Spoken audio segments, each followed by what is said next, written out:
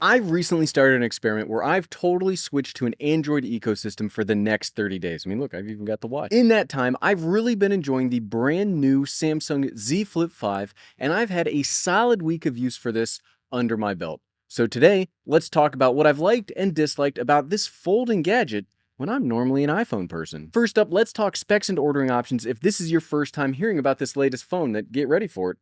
Folds in half. The Flip 5 comes in a base model price of $999. But I feel like I have to put a ton of qualifications behind that number because, like buying a camper trailer, if you are paying the MSRP, you're kind of wasting a ton of money. You can save $100 right off the bat if you fit into one of Samsung's offer programs: education, government, military, participating companies, etc. On top of that, Samsung has probably the most robust trade-in philosophies that I've ever seen. They'll take almost any recent tech you've got, and they'll give you a surprisingly high offer to keep you in their system. I think for the iPhone 14 Plus, I got around $500 trade-in. Yes, I could have gotten more if I sold it directly to somebody, but the ease of the trade has its own value for me because I'm kind of a lazy person, so I'm pretty happy. And I did buy this myself. Nobody provided me this or any of this ecosystem that I'll be talking about over the next month. So because of all of these rebates and trade-in abilities, I don't really want to just come out and say that it's $999 because your mileage may vary. For that base model price, you'll get 256 gigabytes of storage, a 3,700 milliamp hour battery,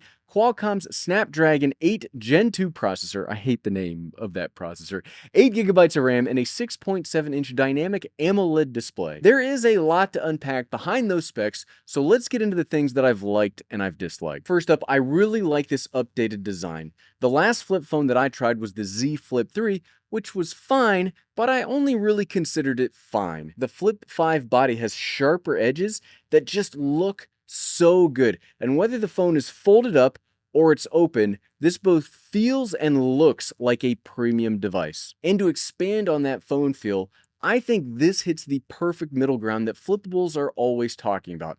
When folded up, it feels small yet usable, and when it's open, it feels like a usable big phone that's still very thin and very light. I personally think this is probably the best folding device that I've ever come across. I really don't like the fold options where it opens up like this and turns into like a tablet, because then I find that it's too small to be a tablet, but then too big when it's folded up. I'll talk more about the display of the Flip 5 in a second, but something I want to cover here is an update to this particular phone that is its cover screen is big and actually useful. You get a very big surface to view notifications, set up a variety of widgets, and if you enable an experimental version of the software, you can even run whole apps like YouTube from the front screen. This screen right here is one of the main reasons to get the Flip 5. Much like I adored it on the Flip 3, this screen is really great for one main reason.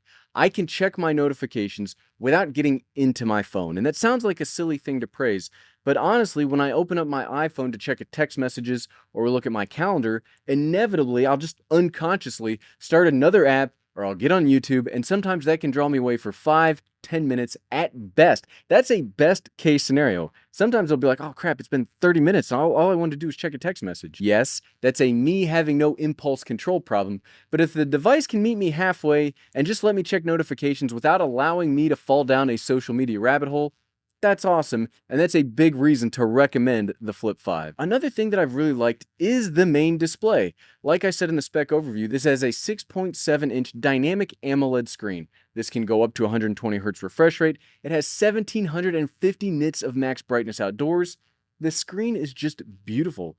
It's incredible to look at, and I really like how it plays off of the Android operating system. It just feels quick and seamless to use. If I did have one complaint about the display, it still comes in with the flippable nature. Because it folds in the middle, there is a crease down the middle of the display, and you will notice it whether you are watching movies or even when you are scrolling through websites because your fingers are always going over it. Now, I don't consider this to be a deal breaker for me, but it is something to consider that you will always have to contend with this design choice. Besides that though, the display is awesome and I think it's an absolute monster in the marketplace. Something that surprised me with how much I like it though is more on the software and less on the phone side. I really like Android Auto. I like that probably more than I like Apple CarPlay. I never really got into the car, phone, tech integration offerings until a few years ago, but I could not imagine buying a car today without either. I spend a lot of time on the road traveling, and I have to hand it to Android here because the car experience is way better. Most of these apps could be interchangeable between the different systems, but I like the background architecture and the usability of Android Auto way more than I expected to. Okay, back to talking specifically about the Flip 5. Another thing I've continued to like, including my time back on the Flip 3, because the phone flips, you get a lot of novel use cases here that you wouldn't get on a quote-unquote traditional glass slab phone. First off, because it flips, this gets easy web conferencing without needing any additional tool. That's actually pretty useful in my line of work. Normally with an iPhone or any slab-based phone, you can't just have the phone act as a webcam by itself. You set it down and it just, what does it do something? You're just gonna sit here. Here, it's literally place and go. Boom. But that's about as good as any laptop cameras anyway. This is just so, I wouldn't even say this works in a pinch. This easily could be your only web camera. The other thing that has, no kidding, potentially changed my life with fitness is because of the Flip, I can easily carry this with me when running. I know this is a small niche use case, but holy crap, it fits me perfectly. I really like running with a cell phone because listening to folks analyze a video game that I'm never going to play is kind of an addiction of mine. All I have to do now is clip this to my running shorts. I can listen to folks praise Hollow Knight as long as I want. I've done this on 3 separate runs at this point, with varying terrain difficulty and incline, and the phone never budges. This should be a feature or a capability that Samsung specifically markets, because no kidding, this right here might be the single thing that has me actually switch away from my iPhone. No sarcasm, no YouTube hyperbole, none of that just like saying it for clicks involved.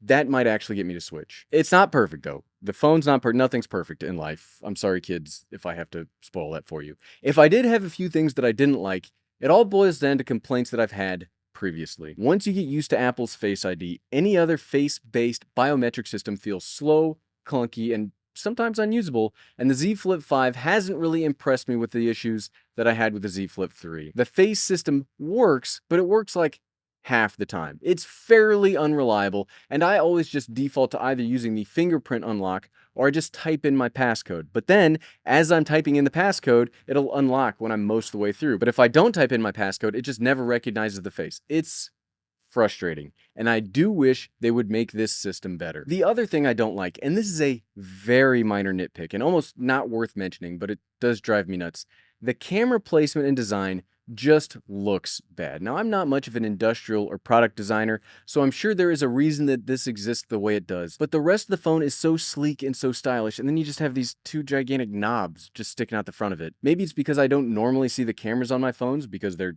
slabs and they're just face down all the time, but I'm always staring at these and it looks so bad. I really wish there was almost anything else they could have done here. But again, this is such a minor nitpick. Don't let it bother you unless it bothers you like it bothers me. At the end of the day, I, no kidding, love the Samsung Z Flip 5. I wasn't expecting to hate it because I did like the Flip 3, but I'm kind of surprised at how well this is fitting into my life. It's high quality, it's very comfortable to use, and it does things that literally no other phone I own can do. It's very good, and I think if you are looking for a new phone, this would be pretty high up my recommendations for you. But what about you? Have you used the Samsung Z Flip 5 yet? What'd you think about it? Let me know in the comments below. And if you like this video, click here to check out its companion, the Tab S9. Click, click, click, click, click, click, click. Thanks for watching.